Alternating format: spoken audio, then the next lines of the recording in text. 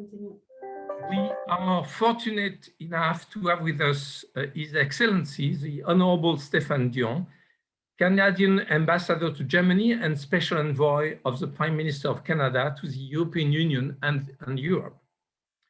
He's going to speak about Canada and the quest for a sustainable world. Let me give you some key points of his resume, and you will immediately understand why he's extremely well placed to address the theme of sustainability seen from Canada.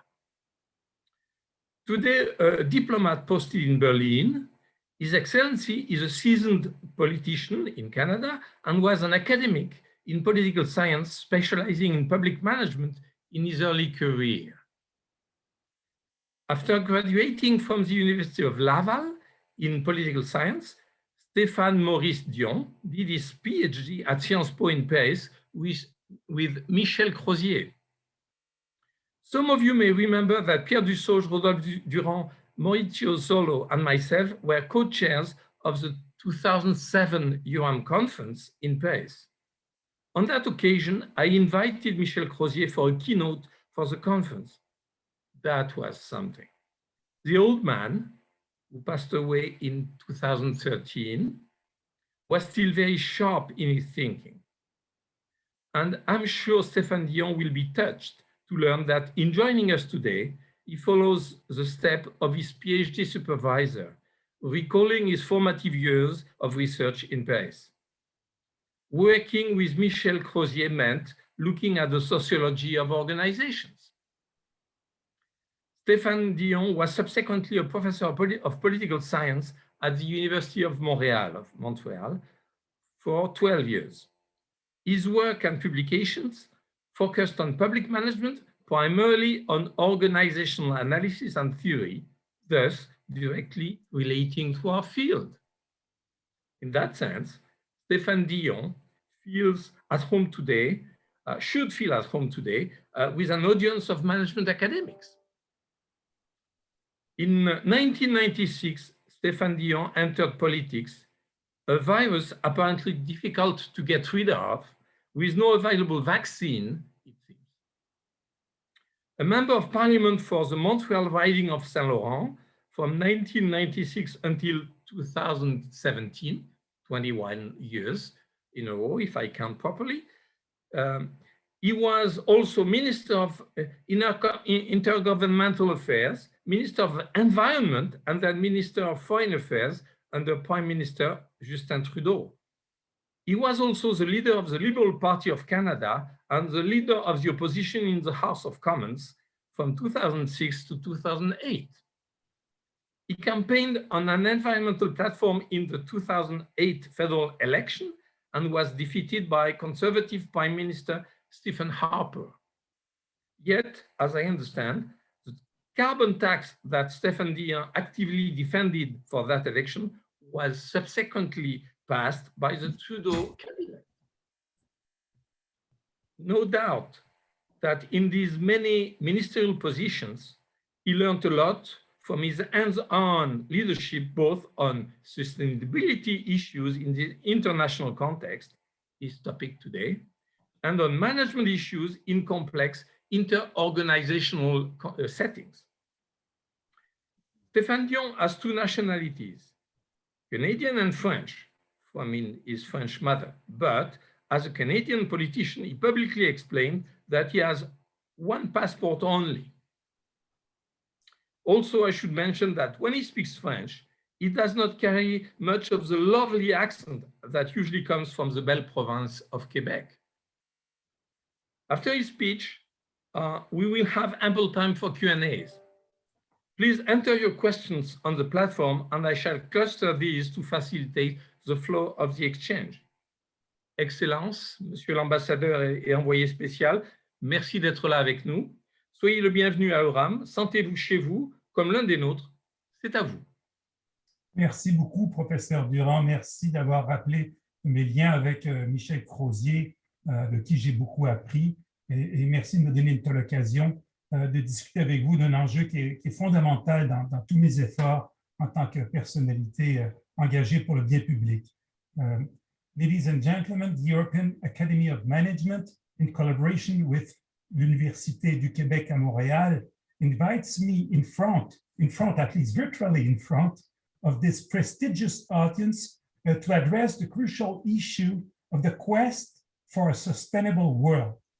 So it is an honor for me, which I am grateful, as Prime Minister Trudeau's special envoy to the European Union and to Europe, to speak about sustainable development, because sustainable development is perhaps the area in which I have worked and written the most since I chaired COP11 in 2005, which dates me a bit. For those who do not know, COP is the United Nations yearly conference on climate change. The next one will be in Glasgow, Scotland, UK in November.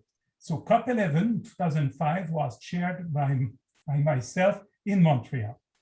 I like the title of this conference, Professor Durand, Reshaping Capitalism for a Sustainable World. Because you see, it is exactly what we need to do to harness the extraordinary potential of market forces, to reorient the market forces towards sustainable development rather than a self-destructive development.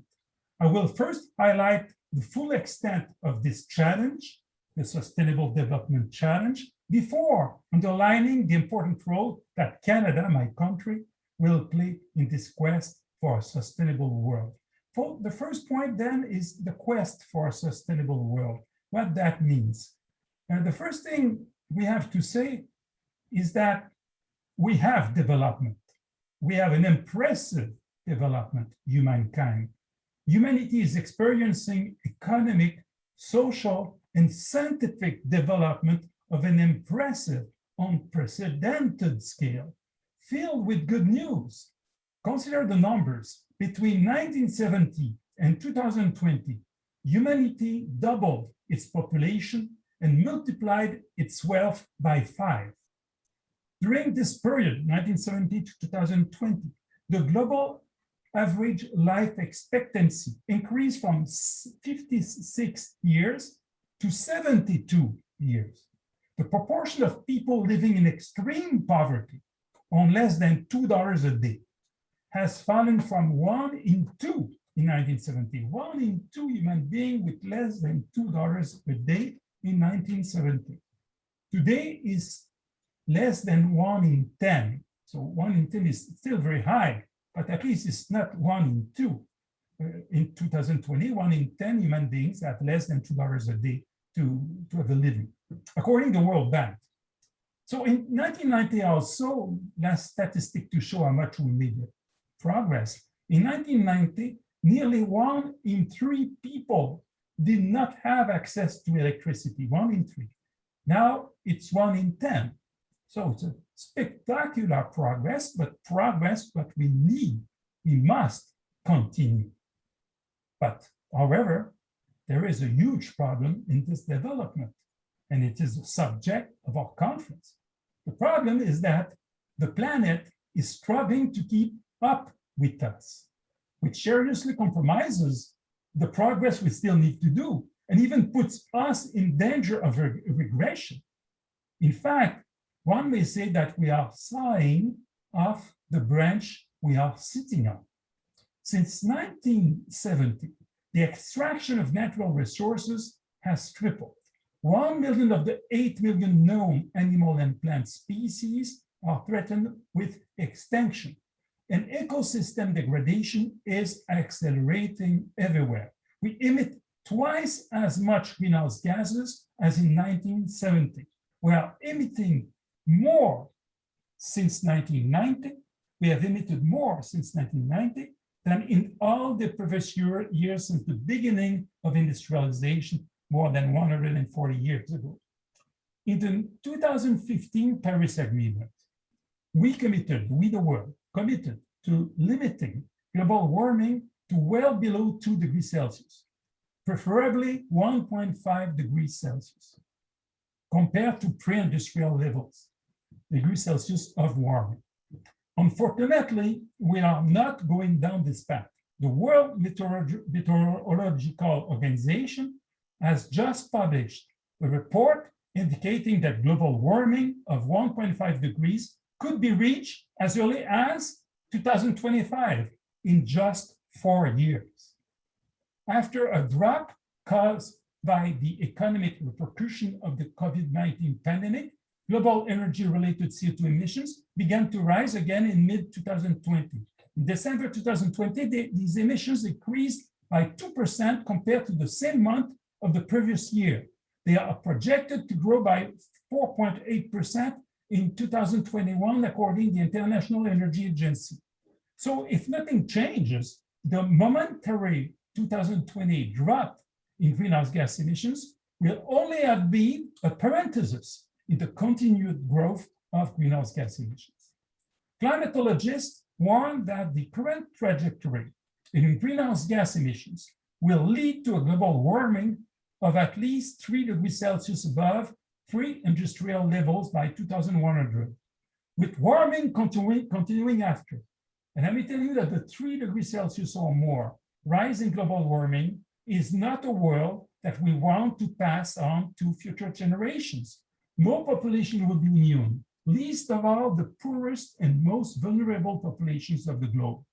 Nobody will be immune from the worst of the effects of climate change, including growing intensity of extreme meteorological events, rising ocean levels, and salinization of land and water acidification and alterations in seawater chemistry and in fisheries ecology, further extinction of animal and plant species, damage to infrastructure and human habitat, prolonged droughts and heat waves with record temperatures at around 50 degrees Celsius, more frequent dust storms, increased desertification, food scarcity and water stress, and more wildfires and damage to soils.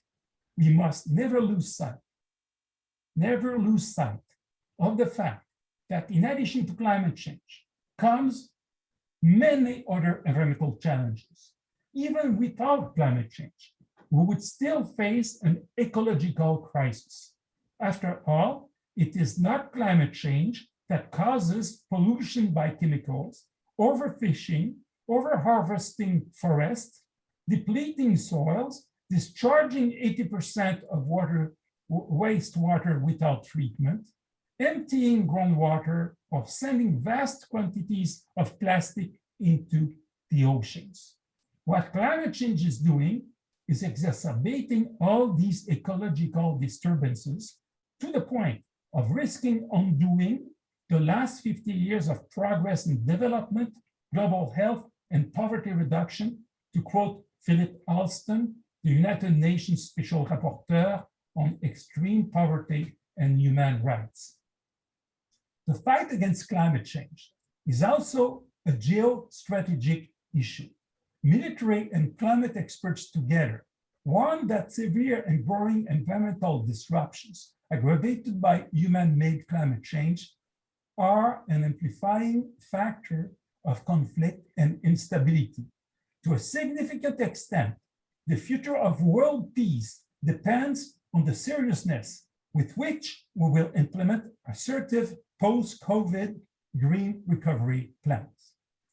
In this relentless fight against man-made climate change, we can certainly draw inspiration from the determination with which we have fought the coronavirus disease.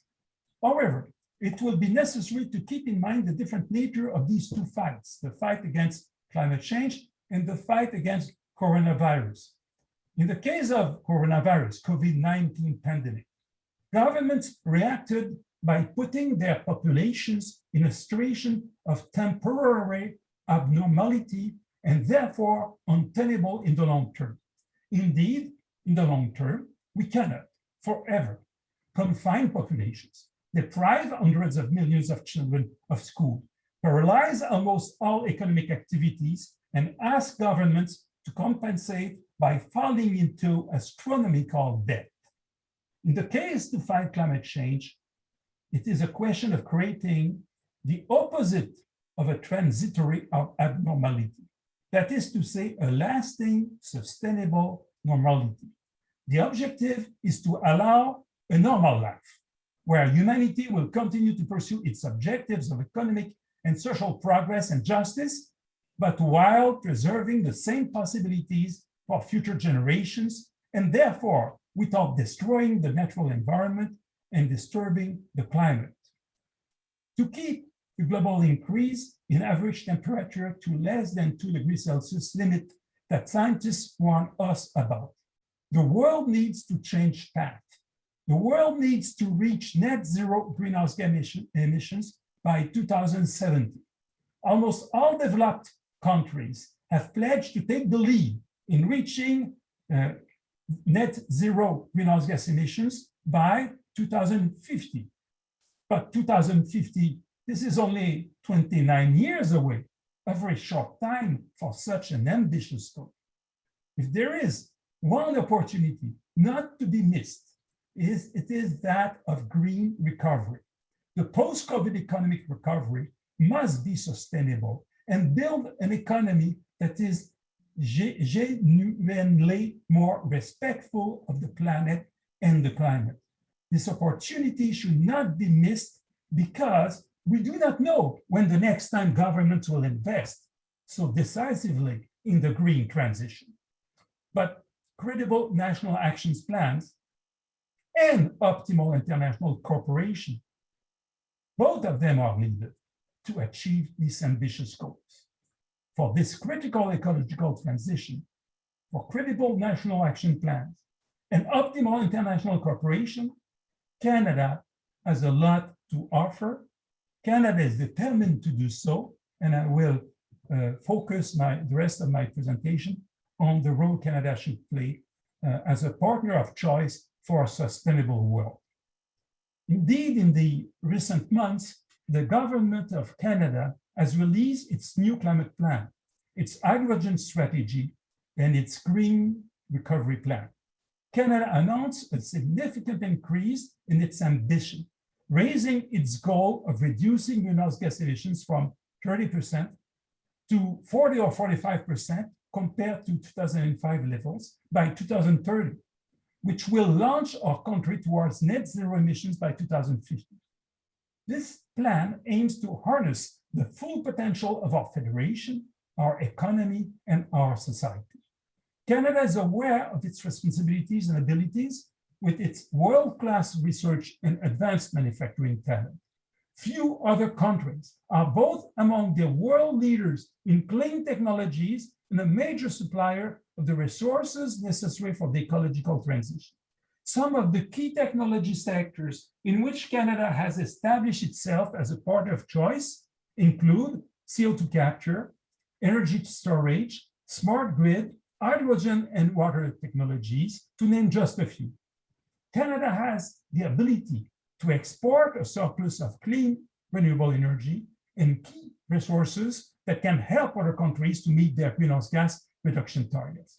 In particular, Canada is home to a wide variety of critical minerals and metals like graphite, nickel, cobalt, and lithium, and has the fourth largest reserves of rare earth elements. Canada has a long history of producing many of these minerals and has the potential to produce many more.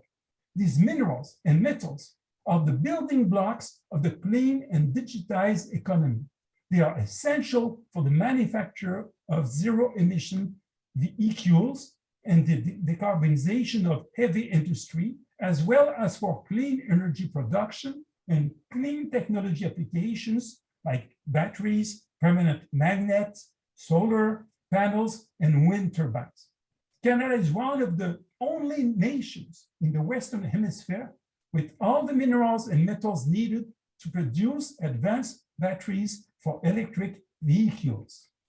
In a recent report, the International Energy Agency calls on governments and Canada explicitly to act together now to reduce the risk of price volatility and supply disruptions for these critical minerals for the energy transition.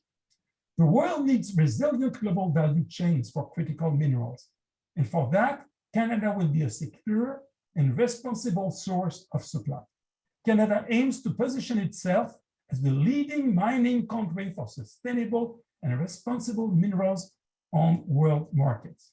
Just last Monday, Canada and the EU agreed to establish a strategic partnership to reduce supply chain risks for these minerals and metals critical to the transition to a climate neutral and digitized economy. Last December, Canada launched a hydrogen strategy that will deploy hubs across the country, bringing together Canadian expertise throughout the entire value chain. This will build new hydrogen supply, distribution, and end use to support a low-carbon energy ecosystem. Canada aims to become the top 3 producer of clean hydrogen and supplier of choice to the world. Another key area where Canada's contribution will be greatly needed is carbon capture. Carbon capture, utilization, and storage, or CCUS. It is quite possible that a large deployment of CCUS will be necessary for the successful transition to a net zero carbon economy.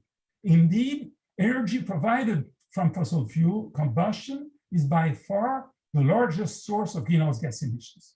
Coal, oil, and natural gas enabled the global industrial revolution since the beginning, and despite our best efforts, they continue today to provide over 80% of the world's energy consumption, a ratio around 80% that has barely changed since 1990.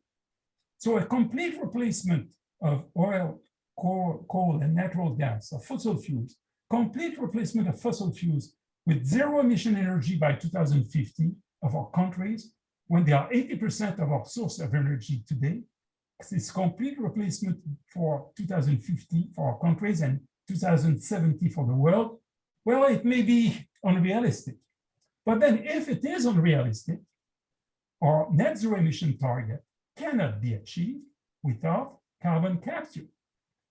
So the International Energy Agency is of the view that carbon capture, utilization, and storage will provide nearly 15% of the cumulative reduction in emissions to reach carbon neutrality for 2070. In this net zero pathways, the need of CO2 storage grows from around 40 megatons per year in 2020 to 10,400 megatons of CO2 per year by 2070.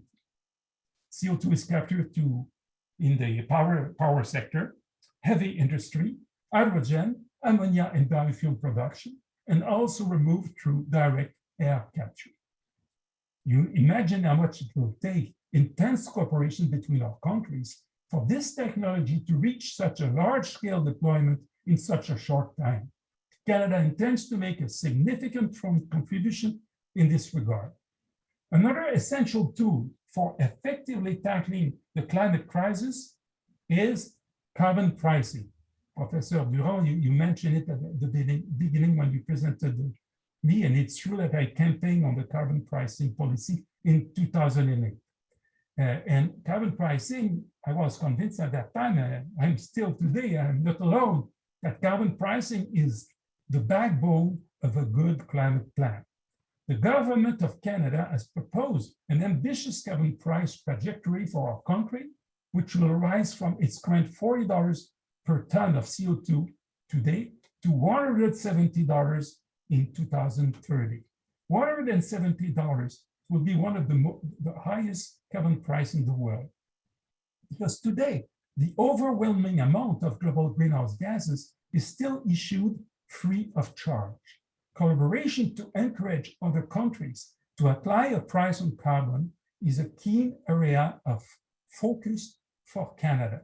Effective coordination of carbon pricing policies, or better, a credible global carbon pricing system, coupled with a common WTO-compatible approach to carbon border adjustments, would act as a catalyst in order to accelerate the diffusion of clean technologies. These necessary tools would help keep borders open to trade and avoid the risk of carbon leakage in addition to unlocking substantial sums to support the most vulnerable countries in their efforts to develop their climate change mitigation and adaptation strategies. By implementing its pan-Canadian carbon pricing policy, the government of Canada is ensuring that it is done with social justice in Canada. The government of Canada indeed is ensuring that the amounts thus levied on CO2 emissions are redistributed so that the vast majority of households receive more money back than what they pay in the jurisdictions where the federal policy applies. The government of Canada designed its strategy to create a powerful incentive for truly sustainable economic prosperity with greater social justice. And ladies and gentlemen, social justice, the just transition toward a sustainable world. The just transition, social justice is essential for success because nothing will be possible without maintaining the support of our populations. Consideration of justice will be of crucial importance for the success of a global ecological transition of such magnitude. The fact is that human beings work much better together when they believe that what is asked of each of them is fair and equitable compared to what is asked of others. It is true that we need to act now, and I insist on that since the beginning of my presentation. We need to act now, not the day after tomorrow. We need to start now without delay. Otherwise, it will be too late to avoid the terrible impacts of climate change. But I want to add also, at the same time, that we need to act not only now, without delay, but also fairly. Fairly between countries in with regard to our own populations and workers. Between countries, we must make the best use of all the multilateral tools at our disposal. Canada is supporting developing countries in their efforts to address environmental challenges, notably in being a solid partner of the Global Environment Facility, the Green Climate Fund, and the World Bank Energy Sector Management Assistance Program, and many others. Within countries, governments need to keep their citizens on board as their present daily life is so closely linked to the use of fossil fuels. A concrete example of the difficulty combining swift and fair action is the phasing out of coal.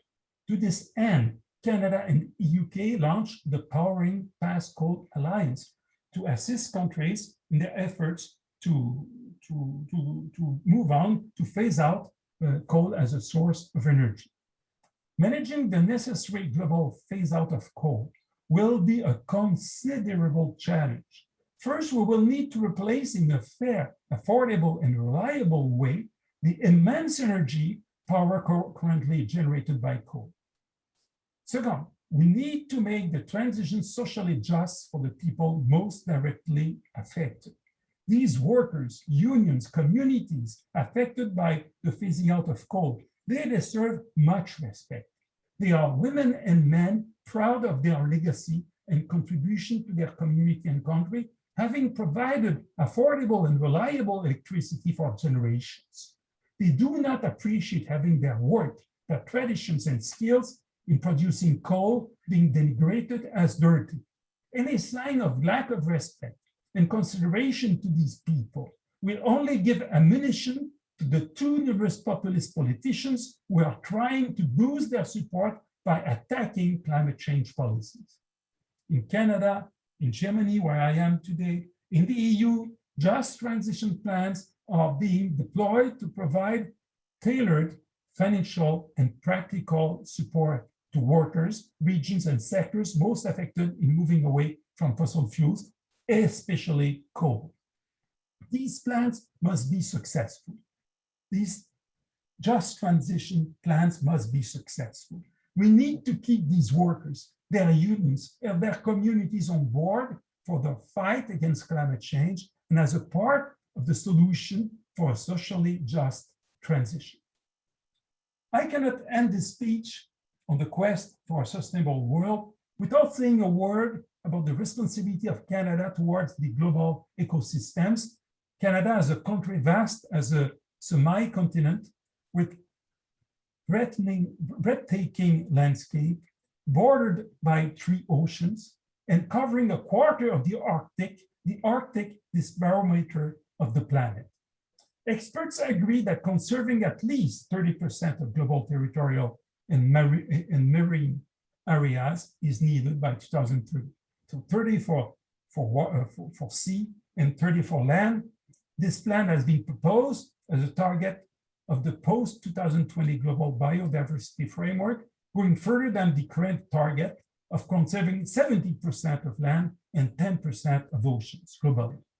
So the government of Canada now has a mandate to conserve 25% of Canada's land and oceans by 2025, working toward 30% of each by 2030.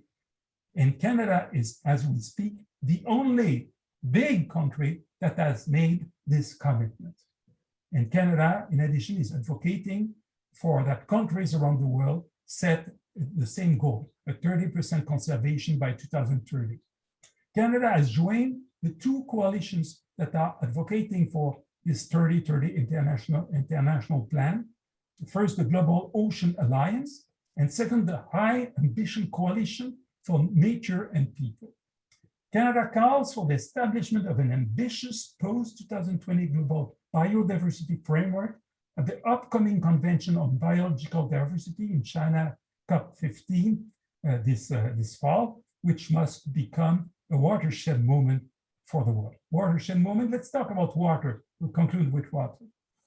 Because Canada, as a country blessed with 1/5 of the world's fresh water, and with the longest coastline in the world, and the longest coastline by far, Canada intends to be part of the solution in a world where water management is one of the main challenges. I would say maybe be the main challenge of the century, water management. Canada, with its strong water technology, services sector, Canada offers partnership for action, including for disaster risk reduction, hydroelectric cooperation, transboundary water management experience, cooperation in transnational river basins, best practices in the conservation of water and in underground integration systems, creation of efficient irrigation systems, and soil purification and desalinization. To conclude, I would say that Canada is in a unique position as a country of the Americas and the most European of non-European countries, while having significantly developed its relations with the Pacific region.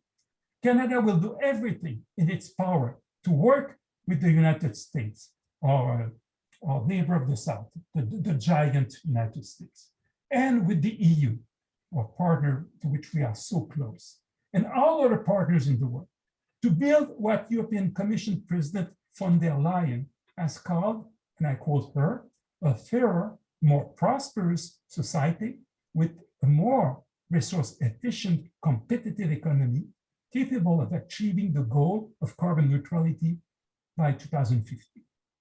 So, ladies and gentlemen, Professor Durand, let us now move forward into this next most crucial phase, which will be our post-COVID recovery.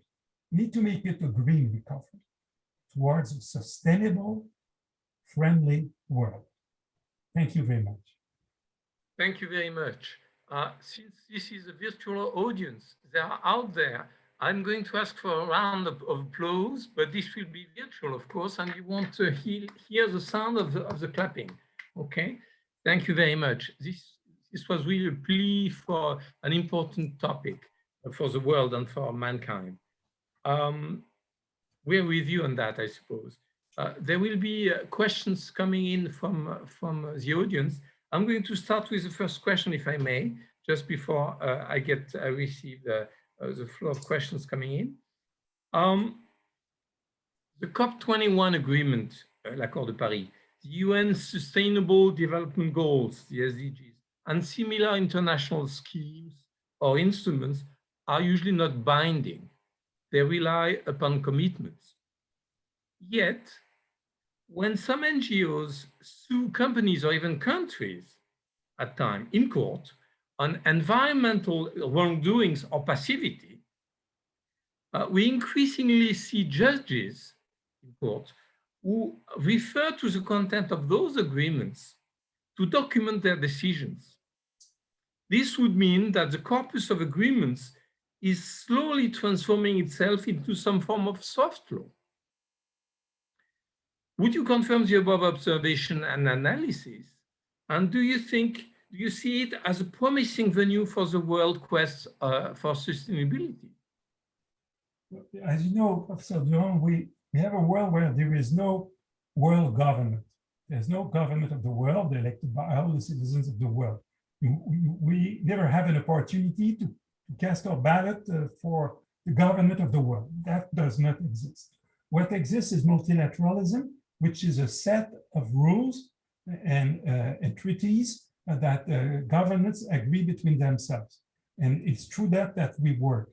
Will governments always respect their treaties? If they don't, others may retaliate.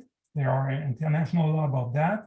But it's the world in which we are. For example, if a country commits to be carbon neutral for 2050 or to have a decrease of 55% of its emission for 2030, and the country does not respect its commitment, and at the end of the day, the greenhouse gas emissions cuts are much less than that, there's no way that you cannot put these leaders. The international community doesn't have an international police to regulate this kind of situation. So we work on pressure, moral pressure, international agreements and treaties, and also we have some standards to follow. We need to have transparency in what governments are doing, an international way to collect the data, the statistics. That's a lot of work because we need the cooperation of all governments for that. Regarding climate change, it makes it very, very, very complicated to negotiate it. I participated personally to many negotiations in Canada, and I chaired a COP, that is an international negotiation, including more than 190 countries in 2005, and it is something that humankind is repeating every year. And each time you go to the speed of the lowest partners, because you need unanimity at the end of the day. So that's a very difficult problem, especially because greenhouse gas emissions, they don't know border. And if a country does not do its share, does not reduce emissions as it should, it has no specific effect on this country. The effect is for all the countries of the world. You cannot localize the negative consequences of inaction, because greenhouse gas emissions spread around the globe and over decades, if not centuries.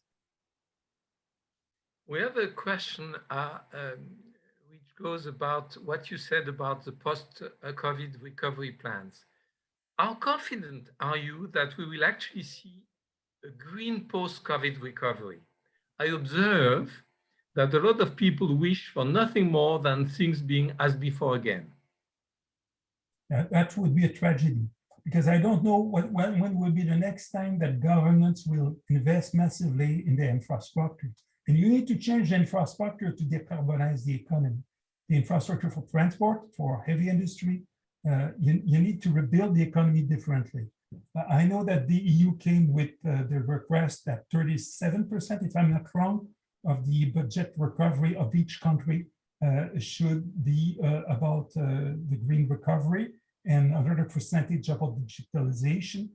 Canada came with a green recovery plan, and Prime Minister Trudeau is very insisting that it must be respected. So no, to start as it was the case before would be a mistake, but I share your concern. I gave the numbers about the demand for fossil fuels, and we are back where we were before the pandemic. So we are not decarbonizing our economy as we speak, and oil, gas, and coal are still 80% or more of our energy needs, and it must change. We need to decrease this ratio and to cap the CO2 when we burn fossil fuels. Another question about research and international joint effort in research. The European Union and Canada are each making efforts to finance research in the field of sustainable development. Do you believe that the current involvement of international diplomacy around the world is sufficient to set up research programs jointly funded by various countries, including EU countries and Canada? Are there any initiatives in view to strengthen this research cooperation in the future? Oh, it's admirable what we are doing about scientific cooperation, but it's not enough. We need to do more. So at the last summit between Prime Minister Trudeau and President von der Leyen and Michel, Canada-EU summit, they strongly increased the research that the two entities need to do together. And they agreed about a partnership of what I mentioned in my presentation, the critical minerals, how to extract the resource, how to bring it to market at an affordable cost, and to make sure that we'll have these clean technologies available rapidly. As we speak, let's say hydrogen is still a niche. It's a couple of percentage of our energy supply come from hydrogen, and it's not clean hydrogen. So if we want hydrogen to be part of the solution, we need to speed up the use of the resource in an affordable way very rapidly. CO2 capture, it's still a pilot project. It's not at large scale. It must be. The critical minerals I just mentioned, the costs are increasing very rapidly in Europe, on the European market. And a lot of it is coming from China. Well, Canada needs to speed up its ability to keep the cost of these minerals low enough to be sure that they will be competitive and they will replace carbon sources of energy rapidly. So we have a lot of challenges. Politicians came with targets, very ambitious targets, but the science needs to deliver the solutions and the market needs to absorb them as soon as possible. What is your opinion about the influence of sanctions on sustainable development? I understand behind the question the issue of being counterproductive. That's my best guess. And Sarah, if you could make sure that we get your question properly, do you think this can reduce the speed of sustainable development in some countries and ultimately influence sustainable world? Well, we try to have sanctions in the environmental file for decades now to protect the whales, to have proper behavior regarding forests. But at the end of the day, countries are sovereign. And if countries said, you Europeans, you cut all your forests, I will do the same because my people need to feed, to have a living. There is no international police that will stop that. I come back to the point that we ought to cope with sovereignty within countries. So yes, we have some sanctions, but there's limitations by which we may regulate the world with sanctions. Something I think would be a key an improvement to the tools we have today would be a world carbon price. The very moment where the pollution is not free anymore, the more you emit, the more it's costly for you. And so you have an interest as a country or as a company, enterprise, to invest in greenhouse gas reduction, to ask the best engineers, the best scientists to tell you, how can I reduce the tax I pay in emitting less? And if you succeed in emitting less, you're more competitive in the market. The contrary as what you have today. Today, some enterprises or some countries invest to decrease greenhouse gas emissions. It's an additional cost for them if you compare with the countries that do not address the issue. So there is a kind of free riding effect that is very detrimental to our ability to tackle climate change. If you had a significant world carbon price, everybody would be in obligation to decrease their emission in order to save money and to be competitive. No free riding effect would exist anymore, and would be able to find a lot of resources, a lot of cash flow to support the most vulnerable populations affected by climate change. I hope that this will happen one day. I have noticed that leaders of the world now mention it more and more often. John Kerry did, Angela Merkel, Justin Trudeau did. So all of them are now willing to make sure that this idea will stop to be only advocated by some analyst in the corner of a scientific paper and will become true for the world. A conceptual question which ends up in a very practical one, as a matter of fact. This kind of problem, the issue you're addressing, can only be dealt with in the context of polycentrism. By polycentrism, the provider of the question means a plurality of exchange and decision-making centers, G7, G20, UN, etc., WTO, blah, blah, blah, etc. How do you assess the functioning of this polycentrism today? How could it be improved? Imagine that we would have an agreement for a common price between the G20 countries. All of a sudden, countries that are emitting more than 80% of the emissions of the world would have agreed. And the others emit very little, and most of them are more victims than anything else of climate change. They don't have the scientific ability to change their economy alone. They will need the support of the 20 others. So no, I think so much the problem is concentrated in some big, rich nations, so much we may find a way to have a lead. And after you bring all the others with you. But instead of waiting to have an agreement between 180 countries or 190 countries, maybe to have the lead of the most influential countries, the ones that are the most responsible for the unsustainable world in which we are, maybe that's the way to proceed.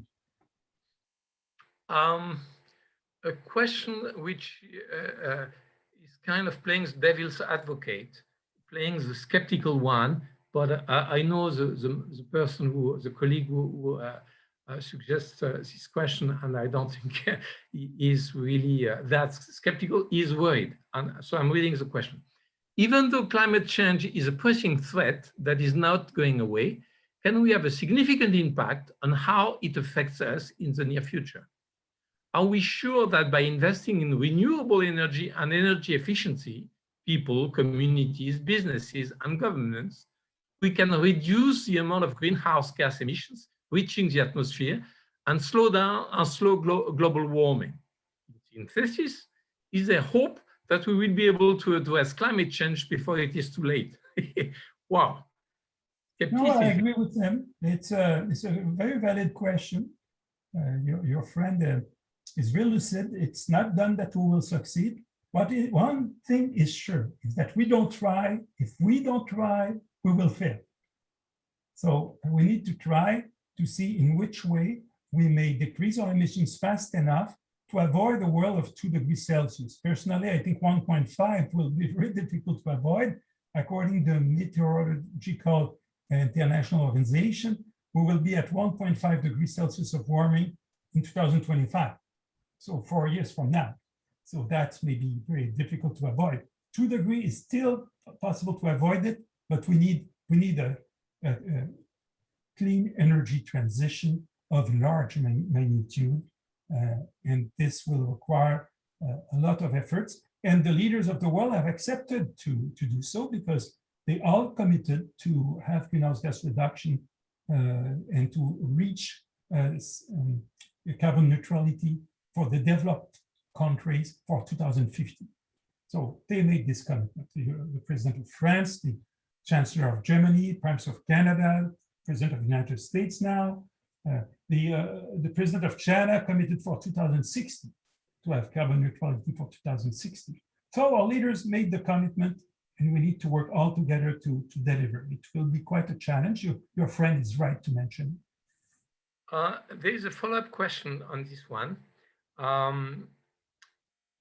In a way, implicitly addressed to the former leader of the Liberal Party in Canada. Following on the previous questions, are we willing to make the necessary and difficult decisions to do so? What about the questions of reshaping capitalism? that implies some very different power relationships to what we have today, something that can seem insurmountable given the current huge disparities in wealth, big implications for economies of the future. Well, it's true. All those questions are very, very excellent because, as I said in my presentation, we are speaking about nothing less than to replace, to change, I would say, the material basis of our civilization, which is burning fossil fuels in order to have transportation, refreshment, heating, for everything we are doing. You need fossil fuels, you need oil, gas, and coal. And we need to change it. So to change our industrialization over a couple of decades, that's a big, big, big change. It's not done, it will not be easy to do it. And there will be a lot of resistance, not only from the industry, but also from the people. And we need to keep the people with us. It's not only to act speedily, as I mentioned in my presentation, we need also to act fairly. All these people that will be affected by the change, they will not vote for you if you don't support them. They will vote for the ones who want to do nothing, or almost nothing. And the politicians who want courageously to address the issue will remain with the opposition instead of being on the driving seat as a government. So that's a big challenge. It's not only to act rapidly, it's to act fairly and to keep the people with us. We've seen an example south of Canada in recent years, and that was difficult indeed. That's a personal comment. What you see in many countries, Canada is not alone, but it's very spectacular in Canada, is that the concentration of views about what to do about this clean energy transformation is very striking in Canada because some provinces are heavily affected by the switch from fossil fuels to other sources of energy. It is at the core of their economy. So they have a different reaction than elsewhere in the country, where, like in my province, hydroelectricity is the source of electricity. So it's not the same reaction that what you will see in Alberta and Saskatchewan. My view about that is that we need to understand each other and to see how we will work together to succeed. Because if you say to my fellow citizens of Alberta and Saskatchewan that your past is your future, more oil and more beef and nothing will change and don't worry, it's not the truth. The EU today announced in the last days, they said so, that they will impose at the border an adjustment, a carbon adjustment to the countries that do not tax or impose a tariff on greenhouse gas emissions. So fortunately, Canada has a plan to increase its carbon price to a level so impressive that President von der Leyen said very clearly, this border adjustment will not be for Canada. So that means that everything that Alberta and Saskatchewan may produce with the carbon price will not be blocked at the border of the EU. It's in their interest to support the climate policy of the Prime Minister. That's something we need to have as a dialogue between us in order to try to find a way to stay all together and to go in the right direction for our children and the generations to come. Another angle into the same issue. What should the future of work look like to meet the climate and environmental challenges? We need to have heavy industry that is not polluting. But we need a heavy industry. The one who said we should stop development, they need to say that to the people that would raise above poverty thanks to the development we have. As I mentioned in my presentation at the beginning, our development is impressive. We have brought a lot of people out of poverty. Not enough. The world is too much unequalitarian. There are not enough equality in the world, not enough social justice, but we can't stop development. It's not the way to address these issues. But the development we have today is self-destructive.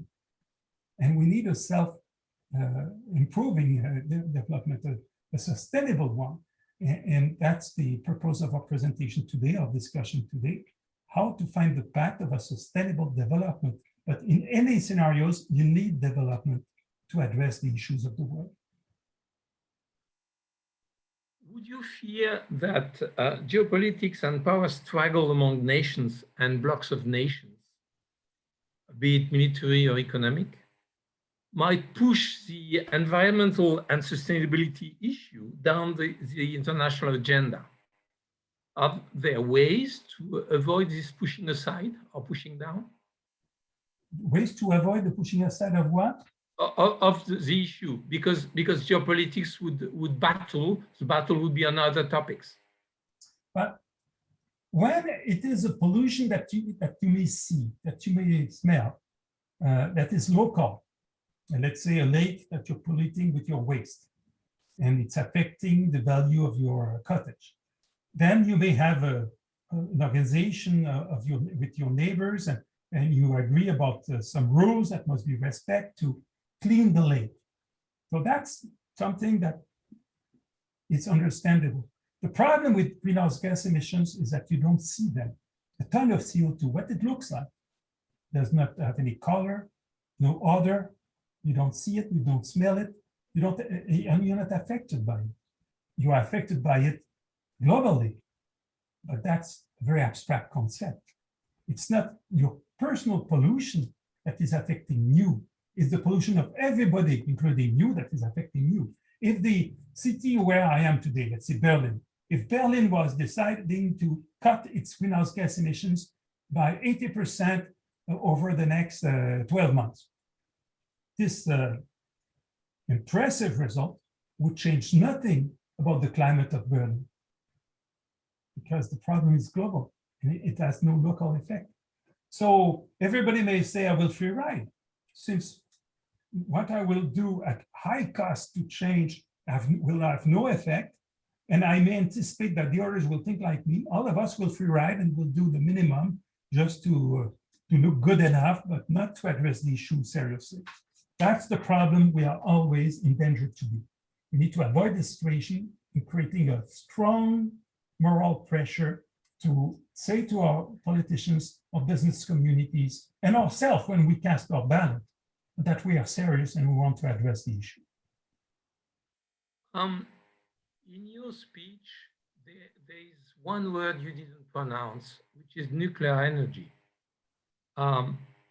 Given the world overall energy equation, do you think it is possible to depart from fossil fuels, coal, oil, gas, etc., without relying to some extent on nuclear energy? Or what's your feeling about that, or your conviction? Well, the International Energy Agency, in its scenario to see how it would be feasible for us to be carbon neutral for 2070 for the world and 2050 for the developed countries, they include as part of the solution the nuclear energy. I don't remember the exact percentage of the solution that comes from this source of electricity and energy, but it's part of the mix. So if we say no, we don't want it because it's a source of radiation, and you have seen what happened in Japan, and the country where I am, Germany, decided to get out of it. Yes, it's a choice we may do, but it will make the solution to address greenhouse gas emissions even more difficult. My country, Canada, 2 of our 10 provinces, Ontario and New Brunswick, have nuclear energy as part of their energy mix. And we have companies that are exporting their know-how, their technology for safe nuclear power plants around the world. So it's an open debate, but it's clear that if we decide to not use this source of energy, it will make the fight against climate change more difficult. I suggest for the last minute we have for this Q&A session, we may move slightly away from the sustainability of the world issue, and ask a question about what you experience as in practice as a politician. Since you worked on organizational matters in public management when you were a researcher, looking back from your years of practice, what are some of the themes that you think should be better investigated? Yes, I just participate in a book about that. Where is it? Yeah, I have it now. The Professor Éloi Laurent from Sciences Po edited the book, The Well-Being Transition, Analysis and Policy. And I have a chapter in it. And the book is addressing exactly the question you asked. What I try to explain in my chapter is my own experience to negotiate climate plans in Canada and abroad. Is the kind of difficulties we have to reconcile two worlds. First is the world of scientists that are telling us 2 degrees Celsius of warming, don't go over that, try to go well beyond it, do your best, because these are the consequences of climate change. And we accepted their views, and we came with our own targets, which is to avoid 2 degrees Celsius by being carbon neutral for 2050 for developed countries and 2070 for the world. So that's part of the reality. The second part of the reality is the negotiations, where concretely governments come and said, yes, I accept the target, but about the plan, this is what I can do. Because if I try to do more, my people will not follow. My industry will resist. My competitiveness in the world will be affected. And so you have a kind of discrepancy between what we want to do ideally and what we negotiate concretely. So if you want to, it has been published in Macmillan. Can you show the front page, the cover page to the camera? Yes, perfect. Yeah, there we are. Okay. Well-being transition, analysis and policy. Okay. So it came out this year? Last year? It came out beginning of this year, yeah. Okay. And I think it's not only because I wrote in it, but I think it is addressing the key questions you just mentioned, how to reconcile what science is asking us to do and what we are able to deliver concretely. Because the danger I see, if we are too much purist, is that the people will not follow us and they will elect the politicians who want to do nothing. And the courageous, pragmatic politicians will stay in the opposition. That's the risk in which we are. More generally, are there hot topics that you think a community of management researchers should address?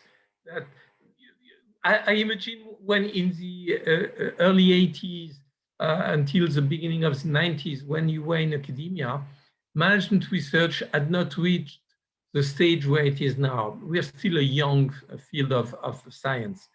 But this community is very keen on trying to contribute, including to societal challenges, but other as well. Would there be issues where you think more research from our part should be focused? Oh, we will not find real solutions without management. A lot of it is issue of management. Once you have the target, you need to have the plan. In order to have the plan, you need to have a very clear mind about the steps that will follow, who will do what, how we will work as a team. And this is management, water management. I said it's the issue of the century.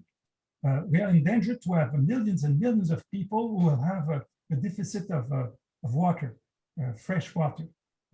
You will have areas of the world where this desertification will put the people in the obligation to leave, and you will have refugees of climate more and more on this planet. How to manage all that? It's not only a matter of management, it's first for all a matter of moral, but even with the good values, you need to know how to handle that. So I'm very pleased that an organization like yours is focusing on sustainable management for a sustainable world. So not so much the what, which is kind of clear as a target, but the how. Yeah, the how will include a lot of expertise, and management is one of them. It's not only a matter of to have good chemistry and good physics and hard science, it's also how human beings may work together. In my presentation, I insisted a lot on social justice. Social justice is the idea that human beings will work together if they feel that what is asking to each of them is fair to compare with what is asked to others. If I feel that the burden is more on my shoulder and it's unfair, I will not be a happy camper and I will not work very well with the others. So this idea of social justice is certainly something important, and we need to bring together experts of social policies. But it's also a lot an issue of management, how to share the burden of responsibilities in a way to optimize the ability to have team spirit in a group as big as the world.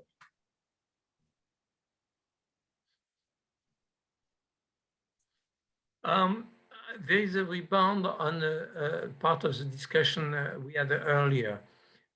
Do you really think that more pressures are enough to obtain more global collaboration? And then beyond the question, only if there is threat to subsistence of the ruling elites that things are moving as fast as needed. Now, you insisted on the importance of embarking and making sure that the poorest would be protected through the transition. But there is the other part, the interest of the elite and those who benefit from the inequalities. How can we manage with that? It's a political issue. Yes, we need to make progress on every front. I personally believe that democracies are better equipped to develop, to lead to sustainable development than authoritarian regimes.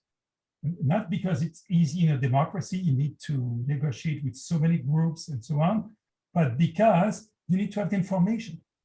And an authoritarian regime may hide the level of pollution, the danger for the health of the people. You don't have a free press, you don't have a free academia, you don't have the civil society, environmental groups criticizing, a parliament with parties of the opposition criticizing the government, and so on. I think the more we'll have healthy democracies, the better it will be to have a sustainable world. I also believe that more social equality is also a help. A lot of the pollution that we have to fight about comes from the rich people. They have a way of living that is much more demanding for the planet than the ordinary people. So more equality is a solution. But I believe also, to come back to democracy, about freedom of speech, freedom of expression, because the free circulation of ideas is essential to succeed. So some will tell me, well, China is an authoritarian regime, and look, regarding science and economic development, they are quite good. I personally think they would be even better if you had in China more freedom of speech, freedom of circulation of ideas, and so on. That's a debate that we may have. I think that you cannot disconnect the fight for climate change and a sustainable world with all the other values and objectives that we have. I came down to the end of the list of questions that came from the audience.